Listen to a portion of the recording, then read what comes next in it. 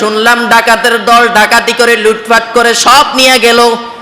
ওই রাস্তা ছেড়ে ডাকাতের দল চলে গেল। ওই ডাকাতের দল চলে গেল। ওই ডাকাতের দল যখন চলে গেল আমাদের ওটটাও ভালো হয়ে গেল। আমরা সুন্দরভাবে ওট নিয়ে আপনার দরবারে হাজির হয়ে গেলাম। মহিলা ডাক দিয়ে কয়, মুহাম্মদের কথা তো মিথ্যা নয়, মুহাম্মদের আল্লাহর কথা তো মিথ্যা নয়, মুহাম্মদের কথা সত্য। আসমান মিথ্যা হতে পারে, জমিন মিথ্যা হতে পারে, মুহাম্মদের কথা কোনোদিন মিথ্যা হবে না। মহিলা সাথে সাথে নবীর কাছে গিয়ে কালিমা পড়ে মুসলমান হয়ে গেল। মায়ার নবী যখন এইভাবে বয়ান করতেছেন, মায়ার নবী ডাক দিয়ে কয়, হে সাহাবায়ে কেরাম, যাকাত আদায় করে দাও। যে ব্যক্তি যাকাত আদায় করবে আল্লাহ রাব্বুল আলামিন নিজ জিম্মায় ওই বান্দার সম্পদ হেফাজত করবে। যখন আমার নবী এই কথা বলেন, ওই মজলিসের মধ্যে একজন ইহুদি মহিলা ছিল। ইহুদি মহিলা চিন্তা করলো, মুহাম্মদের কথা তো মিথ্যা নয়, মুহাম্মদ তো কোনোদিন মিথ্যা বলে না।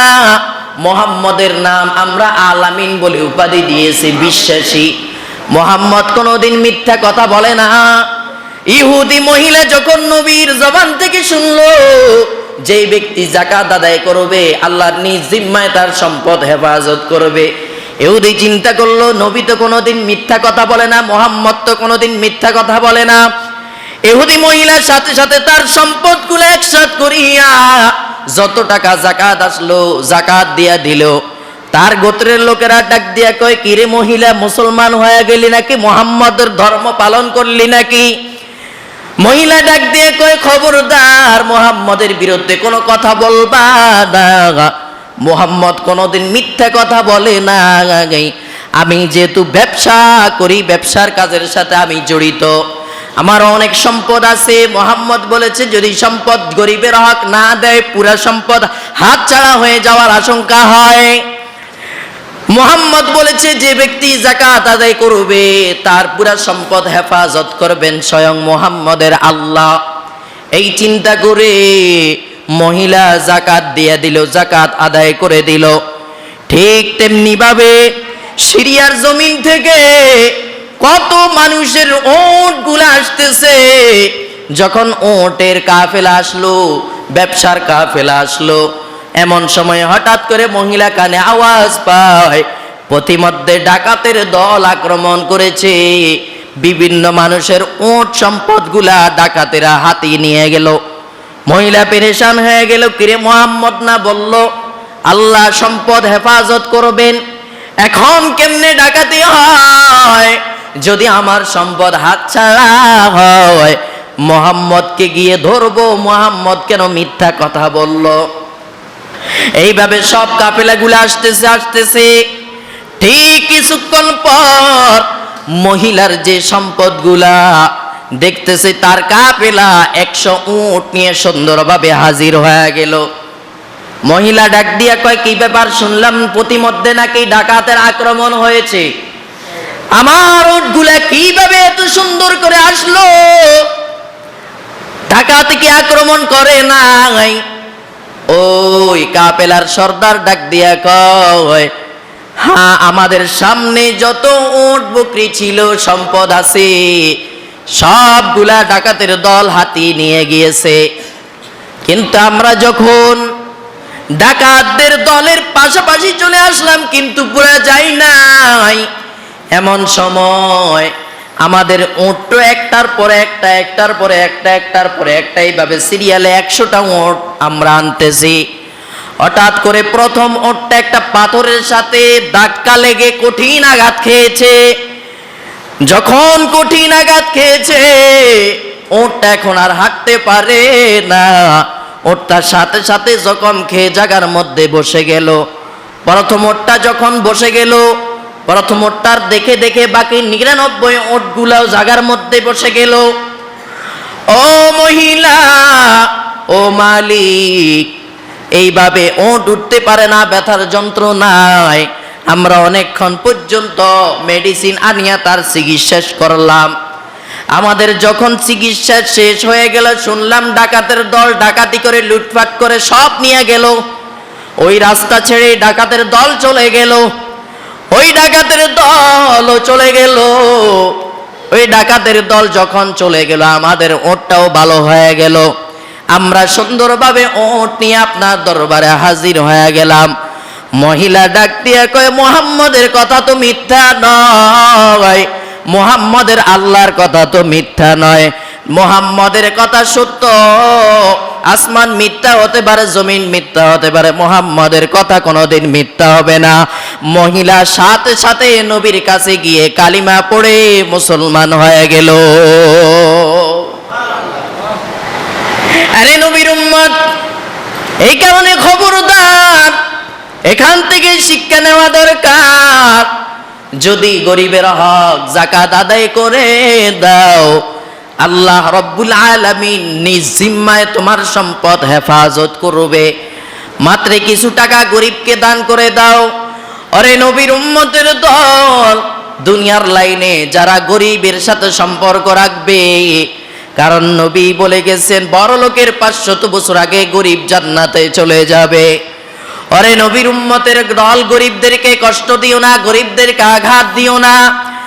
আজকে তো অনেক সমাজে দেখা যায় আল্লাহ অনেক টাকা পয়সার মালিক বানাইছে, টাকার বাহাদুরিতে এখন গরিবের সাথে ভালো ব্যবহার করে না, গরিবের সাথে খারাপ আচরণ করে। ওরে বান্দা, অনেক সময় দেখা যায় রাস্তাঘাটে অনেক সময় যে রিক্সা চালক, দেখবেন বেশিরভাগ রিক্সা চালকরা গরিব হয়। রিক্সা চালকদের ভাড়া যদি 30 টাকা হয়, প্রয়োজনে পারলে মাঝে মাঝে 40 টাকা 10 টাকা বাড়াইয়া দেন। তাদের সাথে জুলুম করিয়েন না, তাদের গায়ে হাত বাড়াইয়েন না, তাদের মনে কষ্ট দিয়েন না। ও বান্দা, তাদের মনে যদি আঘাত লেগে যায়, গরিবের দিলটা বড় নরম, কারণ সে সব সময় কষ্টের মধ্যে থাকে, কষ্টের মধ্যে থাকে। আপনি যেমন ভালো মন্দ খাইতে পারেন, সে ভালো মন্দ খাইতে পারে না, মনে বড় ব্যথা। এই যে ভালো মন্দ খাইতে পারে না, মনে মনে মনে মনে একটা কষ্ট। আর আল্লাহ বলেন, যে ব্যক্তি দুনিয়ায় কষ্ট থাকবে, আখিরাতে তার জন্য সহজ হয়ে যাবে। এজন্য ভাই, গরিবের সাথে খারাপ ব্যবহার করবেন না। প্রয়োজনে নিজের ঘরে যেই দিন ভালো মন্দ রানবেন, কিছু খাবার গরিবের ঘরের মধ্যে পাঠায় দিবেন, যাতে গরিব সুন্দরভাবে একবেলা খায়। আর দেখবেন, গরিবকে যদি পেট ভরে একবেলা খাওয়ানো হয়, গরিবের মুখটা অনেক সুন্দর হয়ে যে একটা হাসি দেয়। আর এই হাসিটাই হইল দোয়া, হাত তুলে দোয়া করা লাগে না। আরে নবীর উম্মতের দল, এই কারণে গরিবের হক যাকাত আদায় করে দাও। গরিবের সাথে জুলুম করিও না, অন্যায় করিও না। গরিব এত টাকার মালিক হওয়ার ক্ষমতা নাই।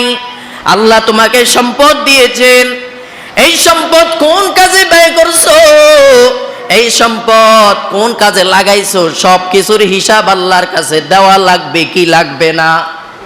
আরে নবীর উম্মত, এই জন্য এখনো সময় আছে। রোজার মাস এখনো অনেক রোজা বাকি আছে। সামনে আবার ঈদ আসতেছে। গরিব যেন সুন্দরভাবে রোজা রাখতে পারে, ঈদ পালন করতে পারে। এ কারণে যাদের উপর যাকাত ফরজ, গরিবদেরকে যাকাত দিয়ে দেন, যাতে করে আমার রোজাটা সুন্দর হয়, আল্লাহর কাছ থেকে যেন নাজাত পেয়ে যায়। আল্লাহর বান্দা ইবাদত করতে থাকি, কিন্তু সব ইবাদত তো আল্লাহর দরবারে কবুল না। আরে নবীর উম্মত, কোন উসিলা নিয়ে আল্লাহ, কোন উসিলা নিয়ে কাকে মাফ করে বলা যায় না। আমরা নামাজ পড়ি, প্রতিদিনের নামাজ আল্লাহর দরবারে কবুল হবে এমন কোনো গ্যারান্টি নাই। কিন্তু সিজদার মতো যদি একটা সিজদা হয়ে যায়, নামাজের মতো যদি একটা রাকাত নামাজ হয়ে যায়, রাসূল বলেন সিজদার মতো যদি একটাই সিজদা হয়, ওই সিজদার উসিলা করি আল্লাহ রাব্বুল আলামিন তাকে জান্নাতি বানায় দিবেন। কিয়ামতের দিনে কোরআন বান্দার পক্ষে সাক্ষী দিবে, কিয়ামতের দিন যাকাত বান্দার পক্ষে সাক্ষী দিবে। হে দয়ার মালিক, এই বান্দা দুনিয়ার মধ্যে আসার পর কোরআনকে মহব্বত করেছে, গরিবের হক আদায় করেছে, এই টাকা আপনার পক্ষে সাক্ষী দিবে, যাকাত আপনার পক্ষে সাক্ষী দিবে, কোরআন আপনার পক্ষে সাক্ষী দিবে, নামাজ আপনার পক্ষে সাক্ষী দিবে। বান্দা যদি জাহান্নামী হয়, যখন ফায়সালা হয়ে যাবে জাহান্নামে নিয়ে যাবে, এমন সময় হঠাৎ করে ডান দিক থেকে আওয়াজ, ফেরেশতারা বললে, ডাক দিয়া বলে, কে তুমি, কেন আসলা? বলা হলো, আমি হলাম নামাজ। এই বান্দা দুনিয়ার মধ্যে আমাকে ছাড়ে নাই, আমি নামাজ হয়ে তাকে সুপারিশ করতেছি। আবার সামনে থেকে একটা আওয়াজ দিবে, কে তুমি? বলে, আমি হলাম কোরআন, আমি হলাম কোরআন। কেন আসলা? বলে, এই দুনিয়ায় থাকতে এই বান্দা আমাকে মনে প্রাণে মোহাব্বত করেছে, এই কারণে আমি তাকে সুপারিশ করে জান্নাতে নিতে চাই। ওই বান্দাকে যতক্ষণ পর্যন্ত জান্নাতে দেওয়া হবে না, ততক্ষণ পর্যন্ত আমি তার পিছ ছাড়ব না। এই জন্য ভাই, যাকাত দিয়ে দেন, গরিবের হক আদায় করে দেন। যাদের নেশাব পরিমাণ মালের মালিক আছেন, গরিবের হক আদায় করে দেন, যাতে করে রোজা আমার সুন্দর হয়, ইবাদত সুন্দর হয়। আল্লাহ রাব্বুল আলামিন আমাদেরকে সকলকে একেবারে ভেজাল মুক্ত ইবাদত করার তৌফিক দান করুক, সকলে বলি আমিন। যাদের উপর যাকাত ফরজ, আল্লাহ আমাদের সকলকে যাকাত আদায় করার তৌফিক দান করুক, সকলে বলি আমিন। কিছু কথা বলার আছে? হ্যাঁ, বলবো।